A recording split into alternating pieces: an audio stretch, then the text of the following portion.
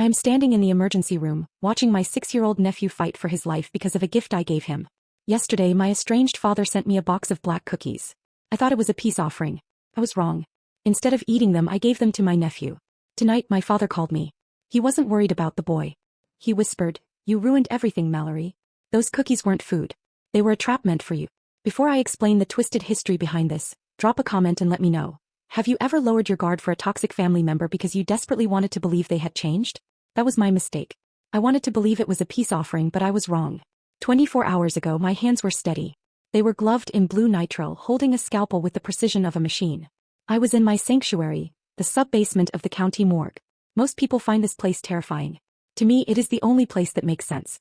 The air is filtered, kept at a constant 62 degrees. It smells of formalin and stainless steel. It is a world of absolute truth. The dead do not lie to you. They do not manipulate you. They simply are.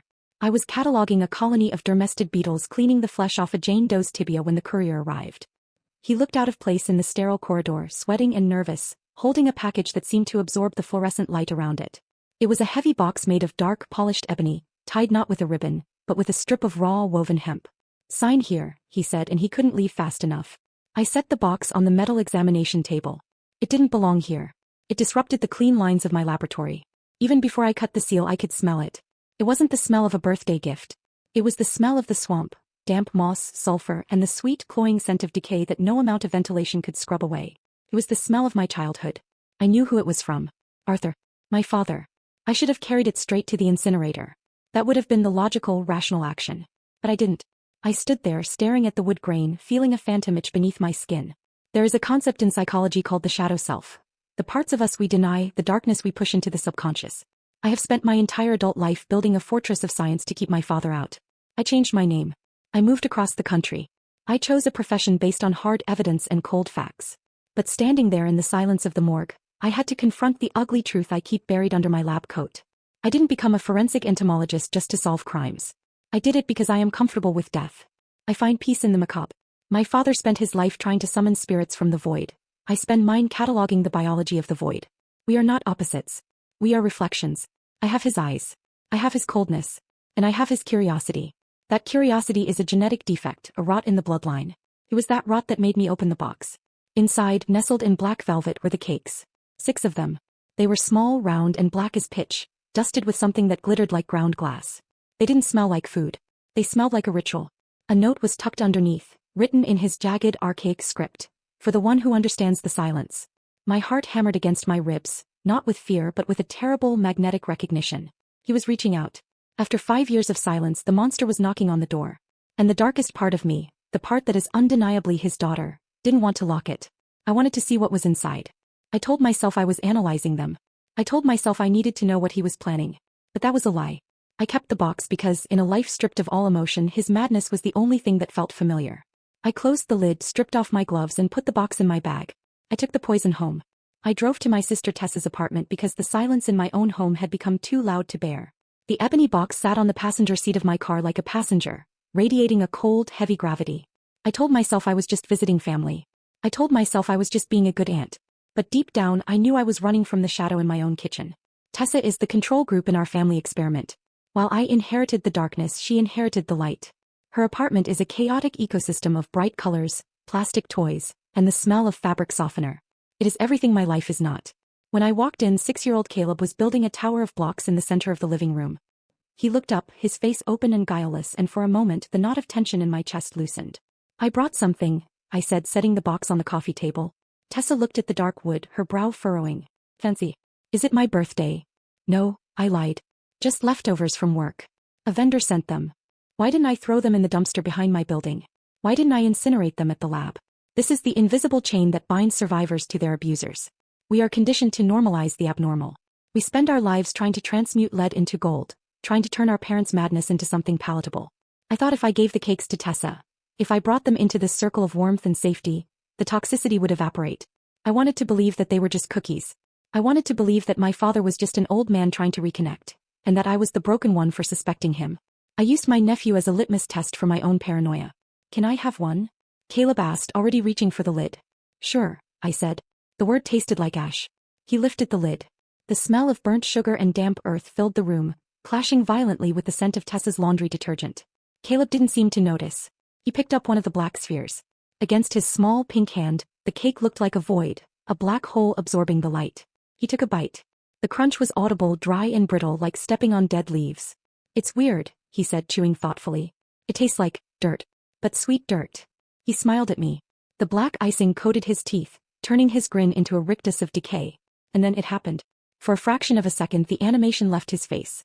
His eyes, usually bright and darting, went completely still. The pupils dilated until the irises were gone, swallowing the white. He didn't look like a 6-year-old boy. He looked ancient. He looked vacant. A cold spike of adrenaline pierced my stomach. "Caleb." He blinked and the moment was gone. He swallowed and reached for another one. "I like them," he said. "Don't eat too many," Tessa laughed, unaware that the temperature in the room had just dropped 10 degrees. "You'll spoil your dinner." I should have slapped the box out of his hand. I should have screamed. But I didn't. I froze. I rationalized. It was just the lighting. It was just the food coloring. I was projecting my own trauma onto an innocent moment. I forced myself to smile, to be the normal sister, to be the good aunt. I let him take a second bite. I left an hour later, the empty box remaining on their table like a landmine. As I walked to my car, I checked my pulse. It was steady. But my hands were cold, and no matter how much I rubbed them, I couldn't get them warm. That night, the silence in my own apartment wasn't just quiet. It was heavy, oppressive. I had scrubbed my hands 3 times since leaving Tessa's, but I could still feel the phantom residue of the ebony box on my skin.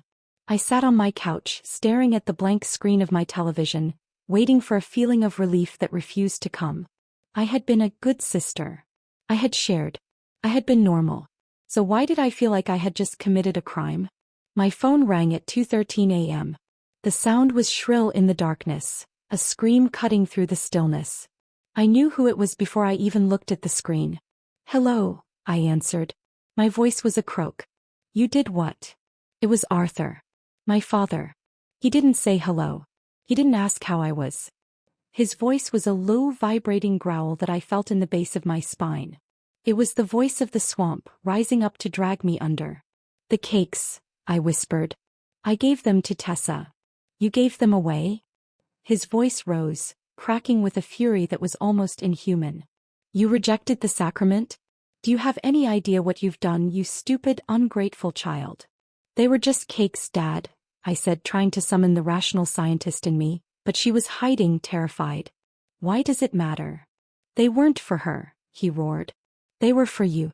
The vessel must be prepared. The vessel must be compatible." Then the rage vanished, replaced by a sudden, terrifying calm that was infinitely worse. "Wait," you said, Tessa. "Did the boy eat one?" "Caleb," I said, my heart stopping. "Yes. He ate too." There was a long silence on the other end. I could hear him breathing, a wet, rattling sound. Then he laughed. It wasn't a happy laugh. It was the sound of dry leaves skittering on a grave. "Then the blood is weak," he whispered, "but the vessel is open. If you will not carry the burden, Mallory, then the boy will serve." The line went dead. I dropped the phone. Panic, cold and absolute, washed over me. The vessel is open. What did that mean? What had I done? I grabbed my keys and ran out the door, not even bothering to lock it behind me. I drove like a maniac, blowing through red lights, my mind replaying the moment Caleb bit into the cake. The black teeth. The vacant eyes. Tastes like dirt. When I burst into Tessa's apartment, the door was unlocked. The lights were off. The air smelled wrong, sharp and metallic like ozone and sulfur, masking the familiar scent of laundry detergent. "Tessa!" I screamed. I found her in the hallway. She was unconscious, crumpled on the floor like a discarded doll. Her skin was gray, clammy to the touch. Her pulse was thready and erratic. "Tessa, wake up." I shook her, but she was dead weight. Then I heard it. A sound coming from Caleb's room. A rhythmic, low-pitched chanting. I walked toward the bedroom door, my legs feeling like lead. The room was dark, illuminated only by the street lamp outside. Caleb was sitting in the center of the floor, his back to me. He was rocking back and forth, a slow, hypnotic motion. "Caleb," I whispered. He didn't turn around. He just kept rocking. And then he spoke. "The root binds the bone," he said. "The ash binds the spirit. The blood binds the eternity." It wasn't Caleb's high, childish voice. It was deep, resonant, and dripping with a cadence I hadn't heard in 5 years. It was Arthur's voice. It was my father's voice, coming out of my 6-year-old nephew's mouth. The vessel is prepared, the voice said. The door is open. He turned his head slowly, and in the shadows his eyes weren't his own. They were black voids, ancient and hungry. I didn't scream. I didn't faint. The scientist in me finally woke up, cold and furious. This wasn't just poison. This was displacement. My father wasn't trying to kill us. He was trying to move in. I grabbed my phone and dialed 911. I need an ambulance, I said, my voice steady as ice. Possible neurotoxin exposure. 2 victims. 1 adult female, 1 male child. Hurry. I looked at the thing that was wearing my nephew's face. You're not taking him, I told the darkness in the room. Not while I'm breathing. The boy smiled, and it was the most terrifying thing I have ever seen. The doctors were chasing ghosts. They were running standard toxicology screens, looking for heavy metals, pesticides, common household poisons. They were treating the symptoms. The seizures, the plunging vitals, the blackened gums. But they didn't understand the pathology. They were trying to cure a sickness. I knew I had to exorcise an infestation. I didn't wait for their permission to leave. I walked out of the intensive care unit, got into my car and drove 4 hours south, leaving the sterile safety of the city for the suffocating humidity of the bayou. My father's house doesn't have an address so much as coordinates. It sits deep in the wetlands where the road turns to gravel and then to mud. The locals call it the rotting manse. It is a sprawling, Gothic monstrosity that seems to be sinking into the earth, held up only by the strangler figs and Spanish moss that drape over it like a funeral shroud. The air here is heavy, wet, and smells of stagnant water. I parked my car a mile out and walked the rest of the way. I wasn't a daughter visiting her father. I was a forensic investigator approaching a crime scene. I pulled on a pair of latex gloves from my kit. I shut down the part of my brain that felt fear and engaged the part that dissects facts. The front gate was rusted shut, welded by time and neglect. I bypassed it, cutting through the overgrowth that tore at my clothes like skeletal fingers. The house loomed ahead, dark and silent. There were no lights. No sign of life. But the house felt alive, breathing a low, wet rasp that vibrated in the soles of my boots. I didn't knock. I used a pry bar to force the side door leading to the scullery. The wood was soft with rot and gave way with a wet crunch. Inside, the air was stale and cold, smelling of dried herbs and formaldehyde. It was a smell I knew well. It was the smell of preservation. I moved through the hallways, my flashlight cutting through the gloom. The walls were covered in sigils painted in something that looked disturbingly like dried blood. Protective wards, binding circles, symbols of containment. I went straight to the kitchen. In a normal home, a kitchen is the heart, a place of warmth and sustenance. In Arthur's house, it was a laboratory of nightmares. The counters were slate, stained with years of chemical spills. There was no food in the pantry. Instead, the shelves were lined with hundreds of glass jars. I shone my light over the labels, written in his precise, spidery hand. Nightshade. Mandrake root. Grave dust. Bone meal. It wasn't cooking. It was chemistry. I moved to the heavy oak table in the center of the room. An open book lay there, its pages yellowed and brittle. It was a ledger, a grimoire of his own making. I turned the pages, my gloved fingers trembling slightly despite my resolve. It was a record of every experiment, every failure, every attempt to cheat mortality. I found an entry dated 3 days earlier detailing a ritual called the Black Sacrament. Ash, honey, and psychotropic datura used not to kill, but to empty a body and prepare it for another presence. The realization froze me. Arthur hadn't poisoned Caleb to murder him. Datura strips the will. He was erasing my nephew to make room for something else. I took the book, the list of toxins doctors would need, and followed a sound to the greenhouse, where I found Aunt Martha tending Datura. She calmly told me the truth. Arthur was dying of stage 4 bone cancer. He didn't want to kill me or Caleb. He wanted to wear one of us. The entity he served required a blood relative, someone hollowed by trauma. He had groomed me for decades, but Caleb was too fragile.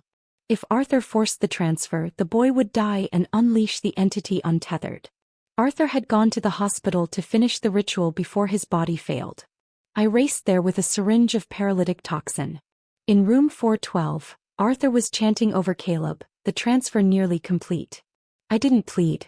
I tackled him, injected tetrodotoxin into his neck, and watched paralysis take him. Conscious but trapped, he realized too late that a severed nervous system can't host ascension. The ritual is broken, I told him. The bloodline ends with me.